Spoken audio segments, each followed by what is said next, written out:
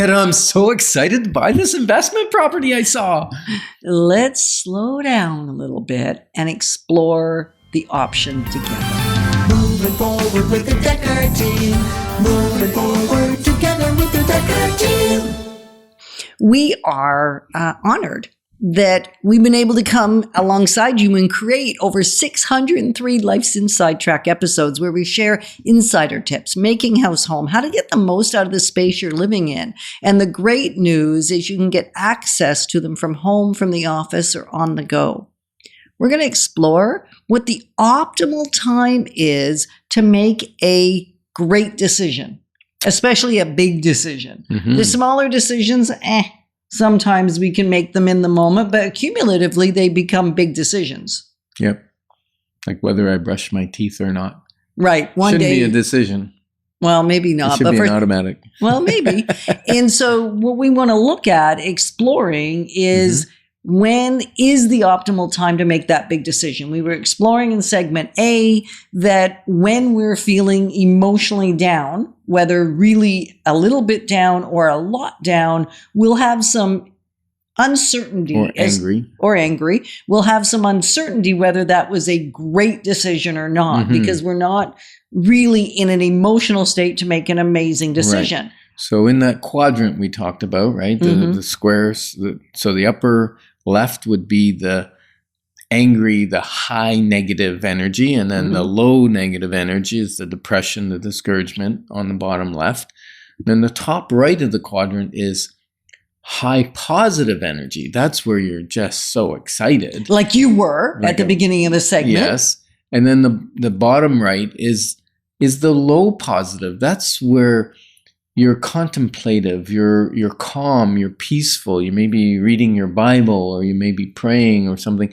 That's that low positive energy. Well, you're in a healthy, enjoyable state, but you're not bouncing off the wall. And there's different levels in each of these four quadrants. It's a continuum. Scale. It's not just, hey, you're either up there flying high or you're down there depressed, right? Those are like diagonally across from each other. But and in that low, healthy, positive state is often, more often than not, the very best place to make big decisions from. Yeah, because if you're too high positive, like if I'm too excited about that investment property, like recently we're still working with a client who's buying investment properties. And she sent a listing to us that we had provided to her, but she's searching and working through them and puts them into her spreadsheet and figures out whether this one's the right one or not. And the headline of the response was, "This is the one. This is it. This is the one!" Exclamation mark. And so maybe it was, maybe it wasn't. What we did was we said, okay, let me verify the numbers, because she says that cash flow is great. And I looked at the price of it, the gross income, the net income, and I thought, this can't cash flow. So I threw it into my calculator, and it was several $1,000s a month negative cash flow, like a lot. And she said, well, that can't be. I put it into my spreadsheet. So I said, okay, you send me your spreadsheet and I'll look at your spreadsheet, right? Because she's very excited about, I want to go see this property. I want to put an offer in now. So I put it through and I'm studying her spreadsheet, and suddenly it dawned on me there was a $9,000 income, which was from other income like coin laundry and parking and stuff. But it was an annual $9,000. Somehow she got it in the monthly $9,000 extra income. And so that obviously threw the spreadsheet all out of whack, right? And as soon as we got that down to annual instead of monthly, it had that big negative cash flow. She wasn't so interested in that property anymore. Right. And yet in that heat of the moment, and we would have always verified her numbers. However, her making a decision from that place of enthusiasm and excitement, I finally found the one, this is it, I am so pumped, would have been a really terrible decision. So to cause her to really recalibrate and move into a positive low state rather than a positive high state, not only were the numbers wrong, right? It was just a much healthier place to make the decision from if we have the luxury of time. Occasionally we have no choice but to make a quick decision. Most of the time we can slow it down, recognizing that a decision we don't make is also a decision. Right. Right? Like that's truth too. And making sure that your enthusiasm doesn't cause you to make a decision that really doesn't serve you in the big picture. Whether it's about housing or whether it's about a relationship or whether it's about a vacation or whether it's about anything that you're going to do in life, a career move, right? In the heat of excitement and enthusiasm, we want to be careful. And this may be stuff you already know. And yet, if you're anything like me, I sometimes need reminders. Yeah. We're layered learners. Layered learners mean that we have to review things, re-see it. And sometimes the information we've viewed was several years ago, and it just kind of like water off a duck, right? It ran past us.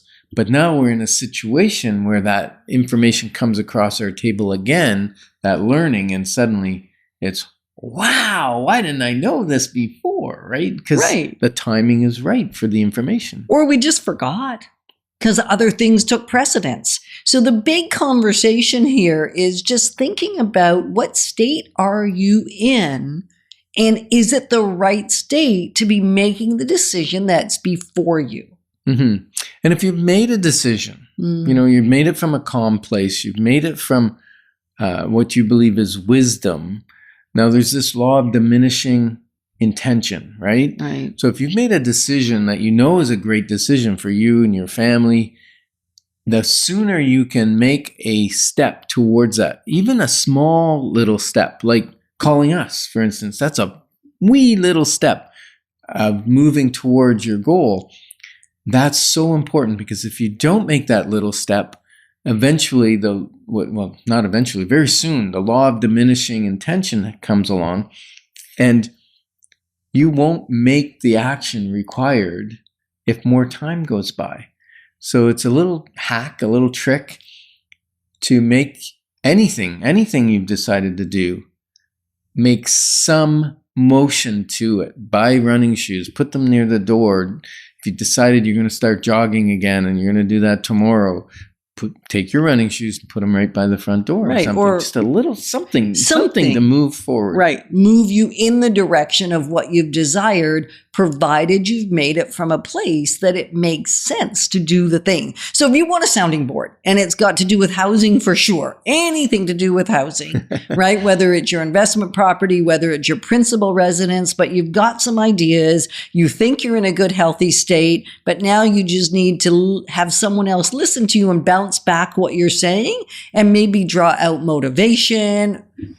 Call us. We would be thrilled if you're part of our community, which you are if you're listening to Life's Inside Track. We would love to be able to just ask you a few clarifying questions, because we know that when you go internal, you already have the answers. We're not going to provide you the answers, and yet we'll give you the stimulus to be able to access the answers. Yeah. So take action, no matter what your story is, right? And Wilfred A. Peterson said, "You are only one decision from a totally different life. Together, we're clarifying your options so that when they're clear, your wisdom will flow." Moving forward with the Dekker Team. Moving forward together with the Dekker Team.